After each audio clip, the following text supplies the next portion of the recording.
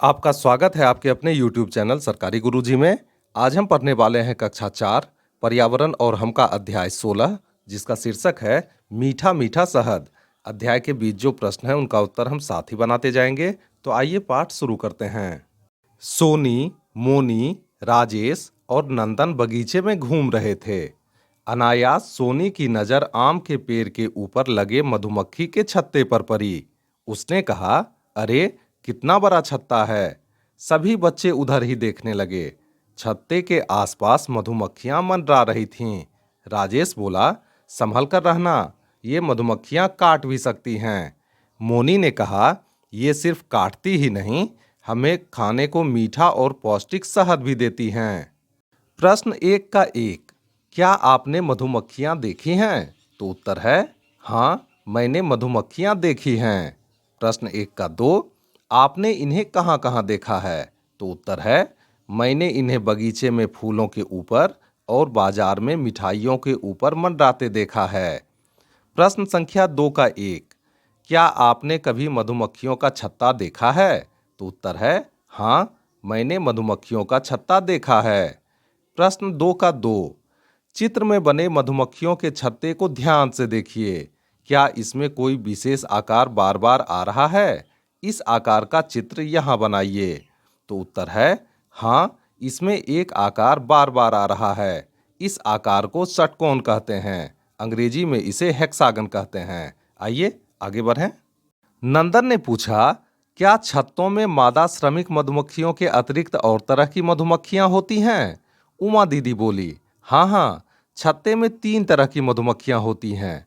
सबसे बड़े आकार की रानी मधुमक्खी तथा सबसे छोटे आकार वाली मादा श्रमिक मधुमक्खियां होती हैं तथा मध्यम आकार के कुछ नर मधुमक्खी भी होते हैं। मोनी ने पूछा, ये मधुमक्खियां क्या क्या काम करती हैं? उमा दीदी ने कहा, रानी मधुमक्खी ही एकमात्र अंडे देने वाली मधुमक्खी होती है। इसके द्वारा छत्ते के सभी मादा श्रमिक एवं नर मक्खियों का जन्म होता है। मादा श्रमिक मधुमक्खियां छत्तों का निर्माण करती हैं तथा नर मधुमक्खी संतान उत्पन्न करने में सहयोग करते हैं। बच्चे अभी बात कर ही रहे थे कि उन्हें आकाश में गोल गोल चक्कर में घूमती मधुमक्खियों की भिनभिनाहट सुनाई दी। नंदन ने कहा, दीदी ऊपर देखिए, मधुमक्खियां। उमा दीदी बोली, ये मादा श्रमिक मधुमक्खियां हैं। इन्हें फूलों के रस के बारे में पता चला है, जिसकी सूचना वे अपने सहयोगी मधुमक्खियों को विशेष प्रकार से नाचकर भेज रही हैं। इनके संकेत को समझकर शेष श्रमिक मधुमक्खियां फूलों का रस चूसने चली जाएंगी। आइए अब प्रश्नों को देखें। प्रश्न संख्या 3, क्या आपने कभी मधुमक्खियों को नाचते देखा है? तो उत्तर है हाँ, मैंने मधुमक्खियों को नाचते देखा है। प्रश्न संख्या 4, पता कीजिए मधुमक्खियां नाचते समय किस तरह की रचना बनाती हैं? तो उत्तर है मधुमक्खियां नाचते समय शून्य या 8 के आकार का पैटर्न बनाती हैं। प्रश्न संख्या 5, नीचे दी गई जगह में मधुमक्खी का चित्र बनाइए और उसमें रंग भरिए। तो यह गतिविधि आपको स्वयं ही करनी है। आइए आगे बढ़ें। सोनी ने उमा दीदी से पूछा, दीदी मधुमक्खियां किस प्रकार पाली जाती हैं? उमा दीदी बगीचे में पड़े बक्से को दिखाते हुए बोली, लकड़ी के एक आयताकार बक्से में मधुमक्खियां पाली जाती हैं। बक्से की दीवार में छिद्र होते हैं जिसके द्वारा मधुमक्खियां अंदर बाहर जा सकती हैं। इसके ढक्कन एवं दीवारों को सरकाया जा सकता है। बक्से के अंदर लकड़ी या प्लास्टिक के सरकने वाले खांचे बने होते हैं तथा नीचे की ओर रानी मधुमक्खी का रहने का स्थान बना होता है। मधुमक्खियां बक्से के अंदर अपने छत्ते का निर्माण करती हैं। राजेश ने पूछा, इस बक्से से शहद कैसे निकालते हैं? क्या शहद निकालने से छत्ता टूट नहीं जाता है?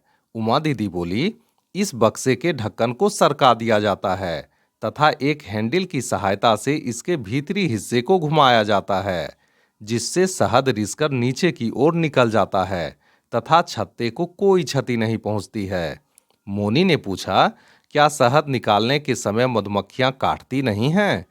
उमा दीदी ने बताया कि शहद निकालते समय विशेष प्रकार के पोशाक से पूरे शरीर को ढक दिया जाता है।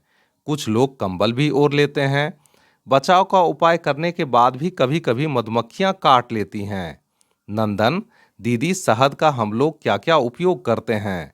उमा दीदी, शहद खाने के काम आता है। इसका उपयोग दवाइयों के रूप में किया जाता है। सोनी, दीदी, शहद बाजार में कैसे बिकता है? उमा दीदी, हमारे जैसे शहद उत्पादक 100 से 125 रुपये प्रति किलोग्राम शहद बेचते हैं, लेकिन दुकानों में 250 से 300 रुपये प्रति किलोग्राम शहद बिकता है। राजेश, दीदी, आपका बहुत बहुत धन्यवाद। आपने हमें मधुमक्खियों के बारे में बहुत सारी बातें बताईं। उमा दीदी, अब चलो मैं तुम लोगों को शहद खिलाती हूँ। आइए अब प्रश्नों को देखें। प्रश्न संख्या 6, पता कीजिए आपके यहाँ शहद कैसे मिलता है? तो उत्तर है, मेरे यहाँ शहद 350 रुपये प्रति किलो मिलता है। प्रश्न संख्या 7, क्या आपके यहाँ कोई मधुमक्खी पालन करता है? तो उत्तर है, हाँ, मेरे गांव के कई लोग मधुमक्खी पालन का व्यवसाय करते हैं। प्रश्न संख्या 8, क्या आप मधुमक्खी पालन का व्यवसाय अपनाना चाहेंगे? क्यों? तो उत्तर है, हाँ, मैं मधुमक्खी पालन का व्यवसाय अपनाना चाहूंगा। यह एक ऐसा व्यवसाय है जिसमें कम निवेश की जरूरत होती है। मधुमक्खी पालन से शहद, मोम और रॉयल जेली जैसे कई उत्पाद मिलते हैं। इसके अलावा मधुमक्खियां परागन करती हैं, जिससे फसलों की पैदावार बढ़ती है। प्रश्न संख्या 9, मधुमक्खियां कितने तरह की होती हैं? तो उत्तर है, मधुमक्खियां 3 तरह की होती हैं। प्रश्न संख्या 10, श्रमिक मधुमक्खियां कौन कौन से काम करती हैं? तो उत्तर है, श्रमिक मधुमक्खियां छत्तों का निर्माण करती हैं और फूलों का रस चूसकर शहद बनाती हैं। इनके पेट से ही मोम निकलता है। प्रश्न संख्या 11, मधुमक्खियों के छत्ते में अंडे देने का काम कौन सी मधुमक्खी करती है? तो उत्तर है, मधुमक्खियों के छत्ते में अंडे देने का काम रानी मधुमक्खी करती है। प्रश्न संख्या 12, मधुमक्खी पालन कैसे किया जाता है? तो उत्तर है, लकड़ी के आयताकार बक्से में मधुमक्खियां पाली जाती हैं। बक्से की दीवारों में छिद्र होते हैं, जिसके द्वारा मधुमक्खियां अंदर बाहर आ जा सकती हैं। प्रश्न संख्या 13, आप अपने घरों में शहद का क्या क्या उपयोग करते हैं? तो उत्तर है, मैं अपने घर में शहद का उपयोग खाने में और आयुर्वेदिक दवाओं के साथ करता हूँ। प्रश्न संख्या 14, इनके अलावा शहद का उपयोग किन किन कामों में होता है? तो उत्तर है, इनके अलावा शहद का उपयोग पूजा या धार्मिक अनुष्ठान और आयुर्वेदिक दवाओं को बनाने में होता है।